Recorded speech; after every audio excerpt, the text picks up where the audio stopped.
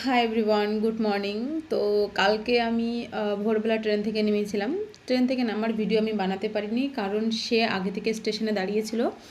আর video বানানো actually ওর পছন্দ নয়, তার জন্য আমি বানাইনি। তারপর রুমে আসা, সেই ভিডিও বানাতে পারিনি। আর কালকে ফুল ডে ও রুমেই ছিল, কোথাও যায়নি। রুম টুম গোছাচ্ছিলাম দুজনে মিলে, তার জন্য কালকেও আমি আর ভিডিও বানাতে পাইনি। আজকে সকালবেলা ও গেছে কাজে। তো চলো আমি তোমাদের একটু রুমটা দেখাই। এটা হলো ওর রুম। আমার ট্রলি ব্যাগ আমি এইভাবেই রেখেছি, জায়গা নেই। এখানে ওর জামা কাপড়, আমার সাইডে জামা কাপড় কিছু কক্ষে রেখে দিয়েছি। আর এখানেই রান্না করতে লাগে, এই বেডে শুয়ে এই বেডে রান্না করি। সিঙ্গেল রুম তো, ও রুম খুঁজেছে, রুম পাইনি। সিঙ্গেল রুমও একাই থাকে, তো এখানেই অ্যাডজাস্ট করে ও সব কিছু করে। মোটামুটি রান্না করার জন্য সব কিছুই আছে।